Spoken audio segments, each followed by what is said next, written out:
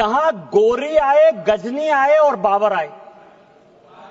गोरी आए, गजनी आए और बाबर आए, तीनों लुटेरे के तौर पर आए ना? आप मानते हो कि नहीं? गोरी को और गजनी को आक्रांता मानते हो कि नहीं मानते हो? और यदि मानते हो तो हिंदुस्तान में सभापति महोदय, हिंदुस्तान में पहले वक्फ की शुरुआत गोरी ने की। यदि गोरी ने की, गोरी ने हिंदुओं के संपत्ति को लूटा और उसी में से 2 विलेज। कहां लिखा है? इतिहास है, इतिहास के पन्ने से आप नहीं लड़ सकते हो। यहां हिंदुस्तान में गोरी ने वक्फ की स्टार्ट की। इस देश में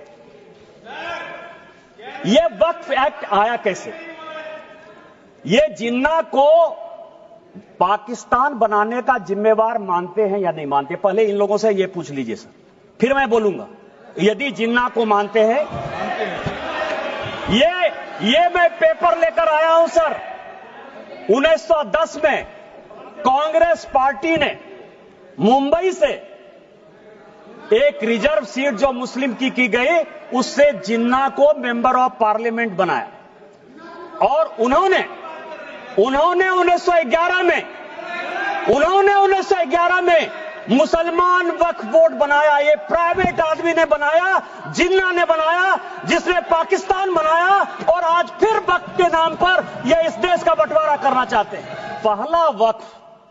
पहला वक्फ मोहम्मद साहब को जिसने किया, वो ज्यूज था, वो यहूदी था चेयरमैन सर, और उसका नाम मुखेरक था। उसने अपने 7 बगीचे मदीना में मोहम्मद साहब को गिफ्ट किए। वो ऊद के मैदान में मारा गया और उसके बाद मोहम्मद साहब ने उसकी प्रॉपर्टी को जब्त करके पहला चैरिटेबल वक्फ स्टार्ट किया। यदि मुसलमानों ने पहला वक्फ नहीं किया, यदि मुसलमानों ने, मैं ऑन रिकॉर्ड कर रहा हूं बयान मसूद, यदि मुसलमानों ने वक्फ स्टार्ट नहीं किया तो मोहम्मद साहब के सिद्धांत के खिलाफ जाकर आप हिंदुओं को कैसे रोक सकते हो? ये मैं कोर्ट का आदेश लेकर आया हूं, एमपी वक्फ बोर्ड वर्सेस शुभम शाह, और ये 2007 का ऑर्डर है। जो भोपाल का मॉस्क है, भोपाल का, जिसको शहंशाहे मालवा कहते, शहंशाहे मालवा, ये राजा होलकर ने दान दिया वक्फ। हिंदू दान दे बहुत अच्छा, यहूदी दान दे बहुत अच्छा, लेकिन वक्फ बोर्ड में मुसलमान को छोड़कर कोई दूसरा कैसे हो गया? हिंदू ने दिया। मैं उस पे आ रहा हूं। तो मेरा यह कहना है, ये जितने लोगों ने कहा है, उन्होंने पूरे दुनिया को झूठ बोला है। यदि वक्फ जियो ने स्टार्ट किया, यदि वक्फ की संपत्ति हिंदुस्तान में राजा महाराजाओं ने दी, तो किसी कीमत पर आप उसको, हिंदुओं को क्यों नहीं मेंबर बनाओगे? ये जो 1954 का वक्फ एक्ट है, 1952 में सभापति महोदय काजमी साहब लेकर आए। एक प्राइवेट आदमी प्राइवेट बिल लेकर आया, और उसके लिए जब यह बिल पास हो गया तो सेलेक्ट कमेटी बनी, और उस सेलेक्ट कमेटी के जो मेंबर थे, अमजद अली, आप मुसलमानों की बात करते हो, 2 लोगों ने डिसेंट नोट दिया। एक का नाम था मोहनलाल सक्सेना और दूसरे का नाम था अमजद अली।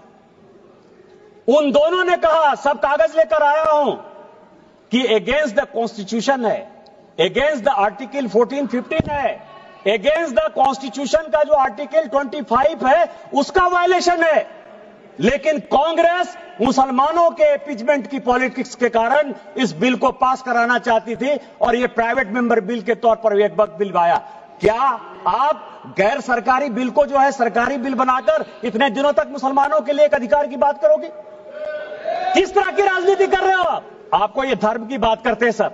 वक्फ ने आईटीसी विंडसर बेंगलोर, ये पूरे समाज को, आईटीसी विंडसर बेंगलोर वक्फ की प्रॉपर्टी है, 5 स्टार होटल को दे दिया। वहां जो है सुअर लोग खाते हैं। किस वक्त की बात करते हो? किस वक्त की बात करते हो? 12,000 किराया देता है, 50,000 किराया देता है। यहां ताज मानसिंह है सर, एनडीएमसी की प्रॉपर्टी है। 150 करोड़ रुपया साल में ताज भारत सरकार को देती है। और बेंगलोर में वक्त की प्रॉपर्टी आईटीसी विंडसर केवल 50,000 रुपया महीना में जो है अपना व्यापार चलाती है और सुअर खिलाती है लोगों को। किस तरह की बात करते हो? यही बात पर कानून तुम लागू करना चाहते हो?